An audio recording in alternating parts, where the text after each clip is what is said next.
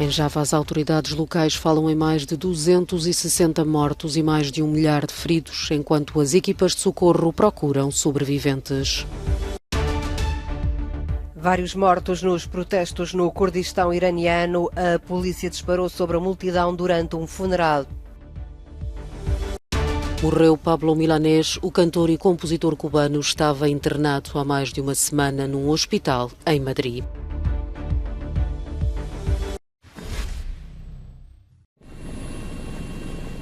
As autoridades indonésias confirmam a morte de mais de 260 pessoas na sequência do sismo que abalou a ilha indonésia de Java na segunda-feira. Há mais de 150 desaparecidos e mais de 1 milhar de feridos. Os números continuam a aumentar à medida que as equipas de socorro vão avançando no terreno. Há milhares de deslocados. O tremor de terra de magnitude 5,6 na escala de Richter teve o seu epicentro nos arredores de Cianjur, cidade com uma densidade populacional muito elevada. O terremoto provocou deslizamentos de terra e a derrocada de muitos edifícios. As equipas de socorro continuam a trabalhar no terreno. Uma sobrevivente contava que se não tivesse agarrado o marido e os filhos, se não os tivesse puxado, provavelmente não teriam sobrevivido. A casa tremia como se estivesse a dançar. Com os hospitais a arrebentar pelas costuras, muitos pacientes foram tratados no exterior. Enquanto continua uma corrida contra o tempo para salvar pessoas soterradas, é certo que o número de vítimas mortais irá aumentar, até porque há dezenas de feridos em estado grave.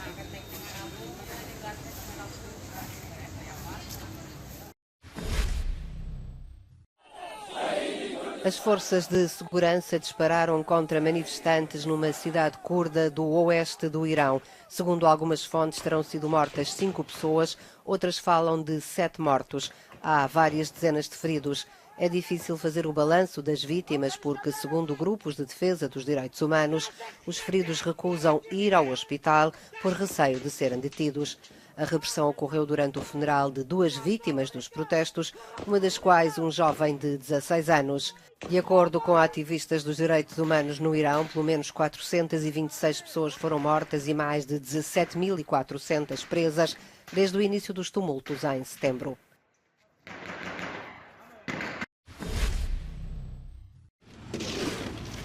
Kiev enfrenta os primeiros mantos de neve com os receios de não poder aquecer-se neste inverno.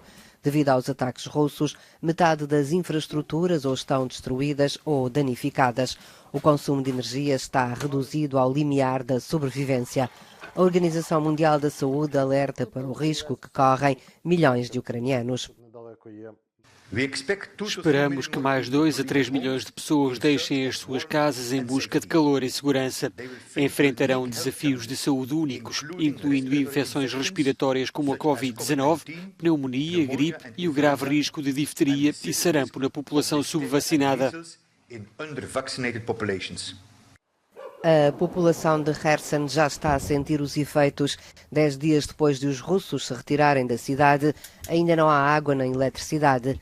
Quando a noite cai, por volta das 16 horas, Kherson mergulha numa escuridão gelada. Esta mãe pergunta como é que puderam fazer isto. Vocês são humanos e compreendem como se sentiriam sem água nem eletricidade. Fazerem isto de propósito. Não é ofensa que sinto, é raiva. Como puderam fazê-lo? As autoridades decidiram retirar civis de Kherson e Mykolaiv por receios de que as condições sejam demasiado severas para a sobrevivência ao inverno.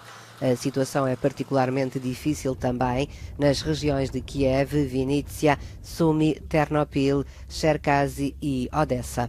Há sítios onde as temperaturas chegarão aos 20 graus negativos.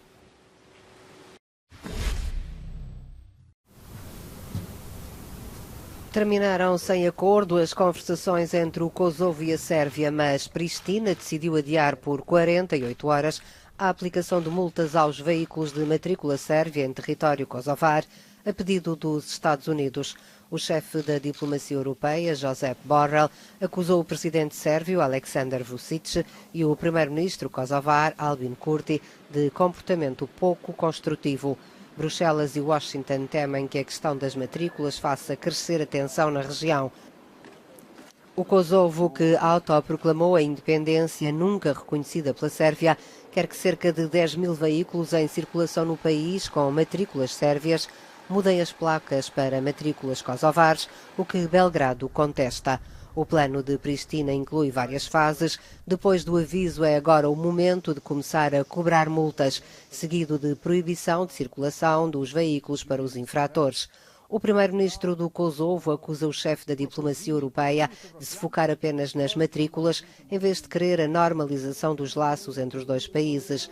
O presidente sérvio diz que vêm aí noites sem dormir. Os sérvios que vivem em Mitrovica, no norte do Kosovo, não parecem recear esta tensão latente. Bom, não sei. Acho que tudo ficará bem. Não há medo. Vivemos aqui desde que nascemos, estamos habituados a esta situação. Sim, há tensões, mas não há medo, pelo menos aqui. Os mais velhos podem ter medo, mas nós, os jovens, não. Não estou preocupada porque o Kosovo é sérvio e continuará a fazer parte da Sérvia. Apesar da aparente descontração dos sérvios do Kosovo, a preocupação é grande de que o conflito possa reacender-se. A missão da NATO no país mantém-se vigilante. O incêndio que matou 38 pessoas numa unidade tecnológica do centro da China terá sido causado por uma manipulação não conforme às regras durante um processo de soldadura elétrica, segundo as primeiras investigações.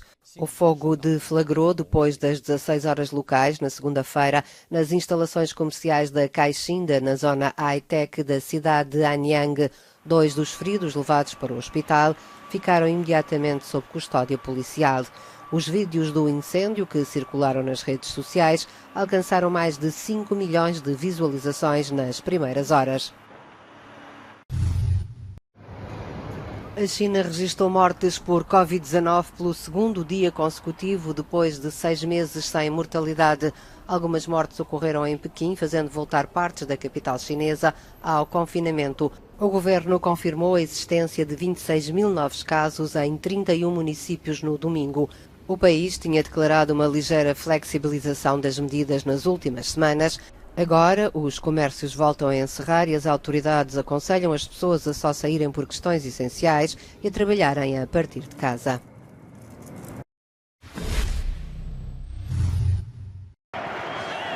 Num jogo com mais impacto extra-futebol que jogo jogado, o joelho no chão contra o racismo de alguns jogadores da Inglaterra foi apenas mais um episódio da partida contra o Irão, onde já era notícia a ausência da braçadeira de capitão com um arco-íris no braço de Harry Kane.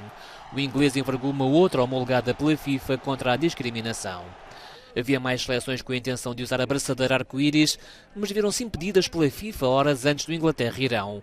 O presidente da Federação Alemã acusou a FIFA de ir contra os próprios princípios e de forma autoritária. A FIFA recusou uma manifestação a favor da diversidade e dos direitos humanos. Estes são valores com os quais estão comprometidos, de acordo com os próprios estatutos. Do nosso ponto de vista, isto é frustrante e único na história dos mundiais. Para nós, é uma demonstração de força da FIFA. Dizem-nos que sofreremos consequências desportivas se não cumprirmos a decisão deles. Depois da Inglaterra, também o país de Gales entrou em campo diante dos Estados Unidos sem a braçadeira arco-íris LGBT. Gareth Bale usou uma igual à de Harry Kane. À imposição da FIFA não será alheio o facto de a homossexualidade ser considerada ilegal no Qatar. Para alguns ingleses, a questão passou a ser secundária depois dos 3 leões terem goleado o Irão por 6-2. Mas a intolerância da FIFA continua a ser debatida por todo o mundo e poderá motivar diversos protestos contra a alegada cedência do organismo internacional às exigências do Qatar.